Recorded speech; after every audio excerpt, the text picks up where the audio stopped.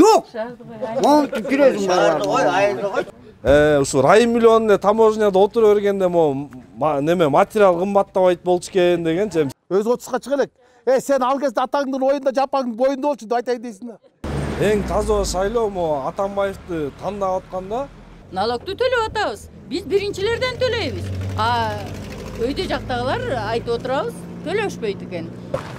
Учурашып чыгайм арыңдар. Кандайсыздар? Жакшы. Салам алейкум. Саламатсыздар.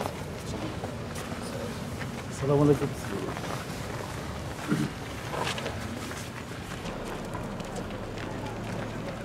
Анан булар бизди жамандабагыла дейт. Биз силерди жамандабасак, анда силер өткөндө жамандабашыңар керек. Мына кече айтып атат, башында айтышкан түндүк түштүк жолдун кереги жок деген. Ал деген коррупция, ал деген чоң акчага салынып тур. Ал жолдун бытчыты чыкты. Кече уялбай барып Акылбек Жапаров ачты. Лентасын кести. Маны Атамбаев салганда. Автор Атамбаев да. Биз баарыбыз билебиз да. Мен өзүм барып келдим депутат катары ошо түндүк түштүк жолун көрүп келдим тогуштурга чейин. Мына андай жолду жомоктогудай жол салынды да. Ошону да көрө албай бул жолду кереги жок болчу да. Кереги жок болсо кече эмне бар лента кесип, ачып анан кийин уча жеп келдим. Акылбек Жапаров өзү келип ачып атат даган бул жолдун стратегиялык мааниси чоң дейт. Анда эмнеге Атамбаевди жамандап атасың сен? Өзүңөр 1 сом ушул түндүк түштүк жолуна салган жок. 1 сом салган жок. 1 метрин дагы азыркы бийлик кылган жок. Анан жаманатты кылып атат да. Мен ошого таң калам. Ошо эл аралап мына таласты кыдырып чыктым, көлдүн бир топ жеринде болду. Мына чүйдө кыдырып атам. Элге барсаң, элде чын айтканда өздөрү деле айтып атат, көңүлдөн дагы көмүр кымбат болду дейт. Көңүлдүн баасы түштү, көмүрдүн баасы кымбат болду дейт. Бул не деген шумдук? Мына бензиндин баасы асмандап кетти. Анан ушуларды айтсаң, элдин көйгөйүн айтсаң, сен айтпа дейт да. Элдин, бирок силер бийликте отургандар, өкмөт башчылар реалдуу чындыкты көрбөй атпайбы? Элдин арасында чындыкты көрбөй атпайбы? Мен жаңы конушта элдин арасында турам да. Күнү эле эртең менен 9дан саат 5ке чейин свет өчүп атат. Бул чындык да. Бул чындык. Эми баардыгын эле мурунку бийликке шылтап жүргөн өзү туура эмес да. Өзү туура эмес. Азыр айтып атат эми мурунку бийлик дейт 5 сомдон алчу экен деп атат, да? Уктуңуздар да, энергетиканы 5 сомдон алчу экен дейт. Биз 2 сомдун тегерегинде алып атабыз дейт. Мурунку бийлик 5 сомдон алабы, 5 доллардан алабы, свет өчкөн жок беле? Тарифке тийген жок беле? Кеп ошондо да 20 сомдон алсын мага десе, бирок элдин үйүндө свети бар эле да. Эл жылуу үйдө жатканда. Көмүрдүн баасы төмөн эле да, 3000 сом тегерегинде эле да. Анан биз 2 сомдон алып атык дейт. 2 сомдун тегерегинде дейт. Менден сурадым, канча сомдон каяктан алып атасыңар электр? Кимден сатып алып атасыз? Жайында сууну кимге саттыңар? Азыр кимден сатып алып атасыңар? Бул коммерческая тайна дейт. Сиз кат жазыңыз, анан биз сизге кат жүзүндө беребиз дейт. Ала мага кат жүзүндө берет дагы чекесине немени коюп коет? Совершенно секретно деп коет. Мен өзүм таанышканга уруксат алам, бирок сүрөткө тартканга болбойт. Мен сизге көрсөтө албайм аны. Мен гана көрүшүм керек, чындыкты болду. Башка киши көрбөш керек дейт. Силер деле көрүшүңөр керек да ошону. Анткени силер салык төлөп атасыңар да, ошол салыктын эсебинен свет алып атат да. Аны көрбө дейт. Мен деле кумтер боюнча мамлекеттик комиссия мүчөсүмүн. Анан сурадым, канчалыктан казып алдыңар? Мисалы мен комиссия мүчөсү катары берем. Bir ayda kumtörden 1,5 tonna таза алтын өндүрүлөт. 1 жылда 17-18 тонна алтын өндүрүлөт. Булар 6 айда 4,5 тонна. Анда эмнеге сентерам калып чыктык? Силер түшүрүп жүргөн болсоңор. Ошол өндүрүлгөн алтынды канчадан сатып атасыңар, каяка сатып атасыңар? Айткылачы. Же катып атасыңар, же сатып атасыңар десең, жок, буну силердин билген акыңар жок. Биз силерге жогорку кеңешке андай маалыматты бере албайбыз дейт. Анда эмнеге комиссия? Бардыгын ушул бирүүчү эле киши билбеш керек да. Жалпы Кыргызстанда чындыкты кыргыздын эли билиш керек. Чындыкты камап койгондо бул өтө коркунучтуу. Мына бүгүн чындык камалып жатат. Кыргызстанды караңгылык каптап калды. Коом да караңгы болуп калды. Алас келгесип үй да караңгы. Мына ушундай караңгылык каптап турган кезде караңгы үйдө каман күркүрөйт деген болуп, же болбосо бош арба каттуу калдырат деген болуп, бийлик үстөккө бастыгы эле калп айтып эле калып, баары жашнакай дагы чыдагыла, буну биз кылган жокпуз, буну мурунку бийлик кылды, мурунку бийлик кылды дейт. Бияк ораско дейм, же бияктабы? Кандайсыздар? Assalomu alaykum. Жигиттер кандай? Жакшысызбы? Assalomu alaykum. О, кандайсыздар? Assalomu alaykum. Assalomu alaykum. Assalomu alaykum. Kandайсыздар? Биттер жакшыбы? Assalomu alaykum. Бардығын басып алды. Ачык айтайын да, бийликти барын алышты. Баш мыйзамды алышты, өкмөттү алышты, сот бийлигин алышты. Эми бир гана ала элек мыйзам чыгаруу бийлиги калды. Мына силердин да бийлигиңерди алды. Айыл өкмөттү алып койду. Мурун депутаттар шайлачы. Айыл өкмөт турабы? Азыр силерден сурап да койбойт. Жана Өмүрбек Текебаев айткандай никтосуңар дейт. Азыр президент ала элек экеле бийлик калды. Бул кайсы бийлик? Айылдын имамы, ана мектептин директору. Калганын баарын алды. Эми ошону деле бериш керек, молдону деле сен дайында деп. Жергиликтүү бийлик дейт, мыналар айылдык кеңештин депутатын шайлап, булар анан айыл өкмөт өздөрү шайлаш керек да, децентрализация кылыш керек болчу да бийликти. Бардыгын алып алды. Туура айткан Өмүрбек Текебаев, эбегейсиз бийлик деп дей албайсыңар деген. Аябай бизде азыр бийлик болуп атат, биз элде. Себеби бул жерде парламентский шайлоо келип атат. Буга чейин деле шайлоолор болуп келген. Биз канчаларды шайлаганбыз.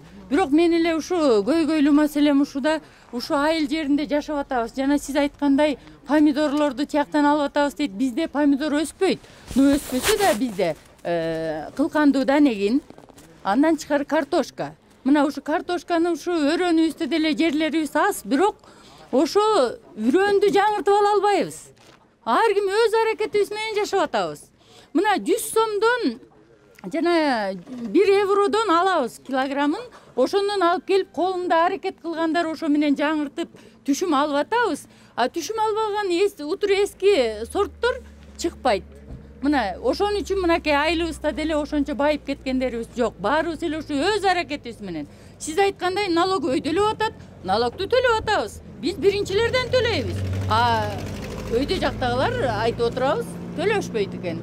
Биз ошо жок дегенде эле биз ушу айыл жеринде жашап аткандарга эле ушу түшүм жанагы жаңы сорттордон жардам беришсе эмне болбойбу ошондой? Болот.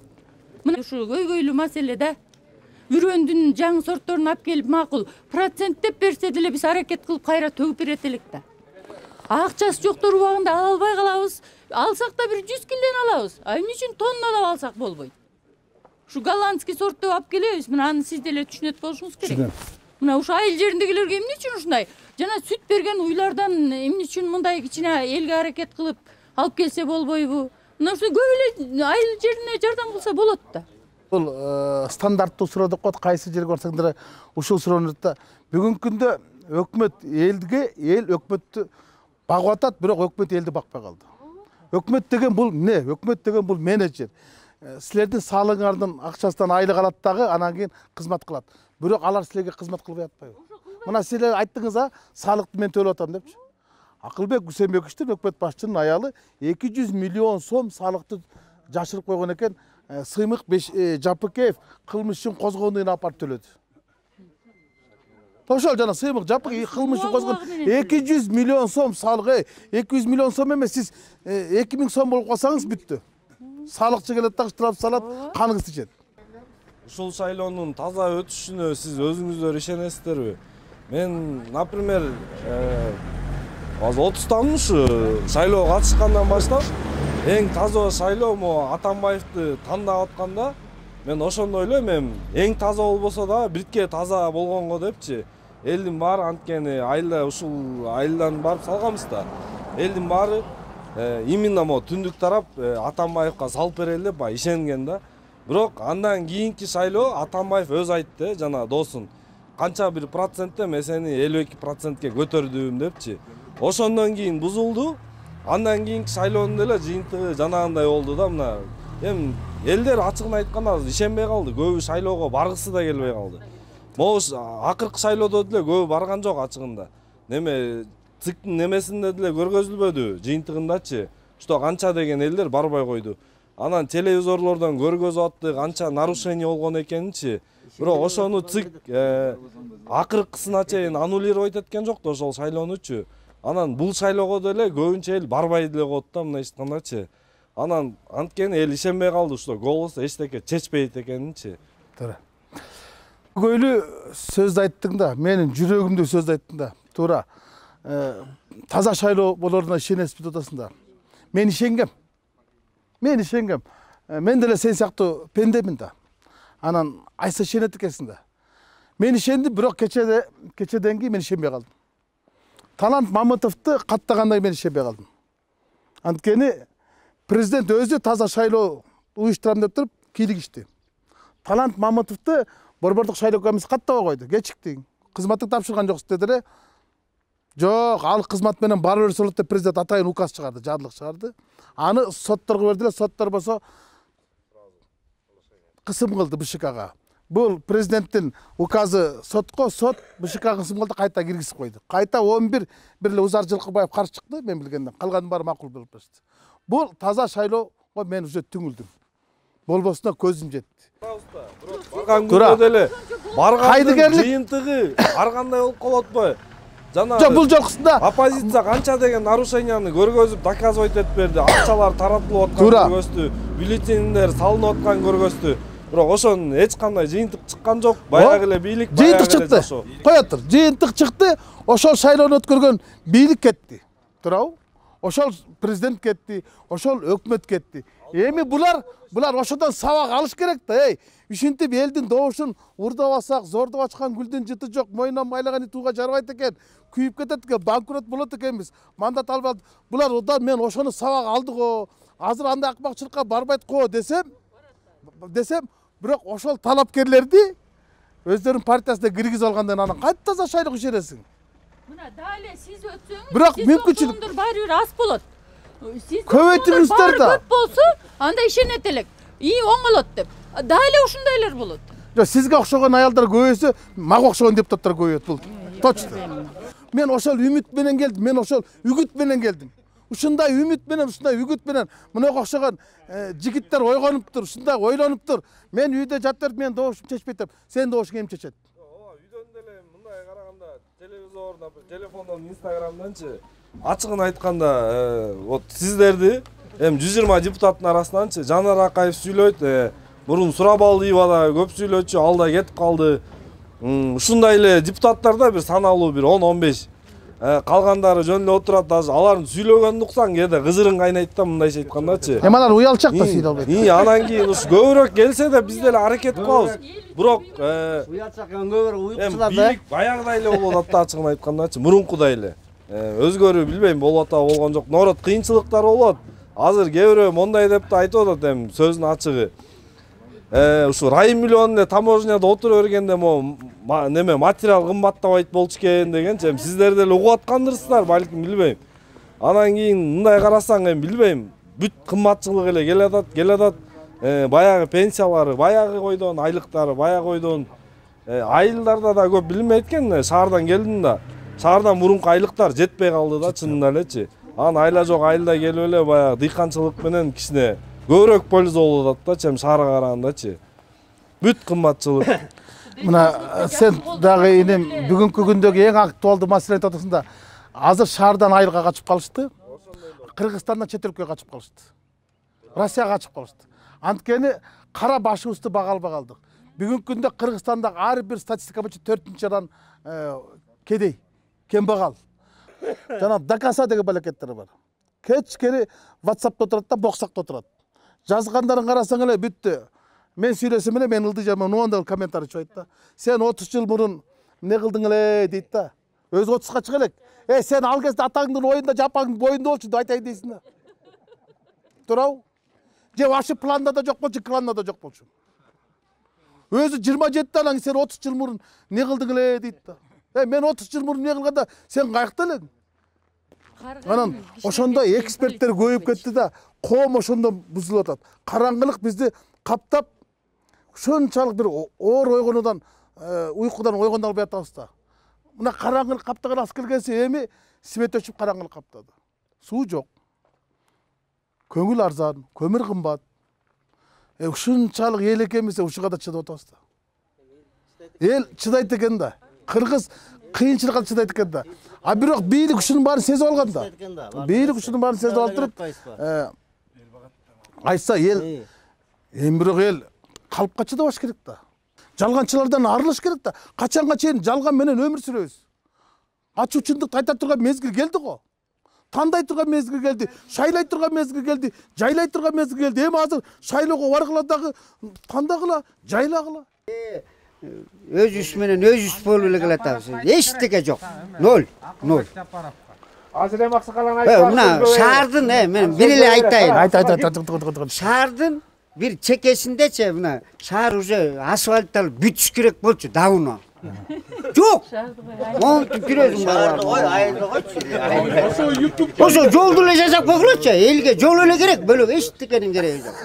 Эми Рыскелди мырза сизге Могу жолду да асфальт ташкар керек болчу. Өкмөттөгө бүт барыңдар. Только асфальт эле берип бизге, асфальт эле. Жолубуз эле. Бүттү. Зеленый жүрөбүз. Рахмат. Рыскелди мырза, сизге ишиңизге ийгилик, заманыбыз тынч болсун кара. ойлогон ой максаттарыңыздар ишке ашсын, сиздердей ишкерлер көбөйсүн. Анан эми жанагы биздин ушу айыл жерин дыйкандардын маселелерин көбүрөөк көтөрсөңүз ишиңиз илгери болуп өтүп кетиңиз. Анан сиздейлер көбүрөөк болсун. Рахмат. Эрмектеп турат барыбыз бир туугандай эле жүрөбүз. Эми ким иштей турганды кады шайлайлы да эми анан. Ар ким шайлай бергенде болбойт эми Кудай буйрса. Элде калыстап, калысчылык кылып. Кудай буйрса келиңиз. Кудай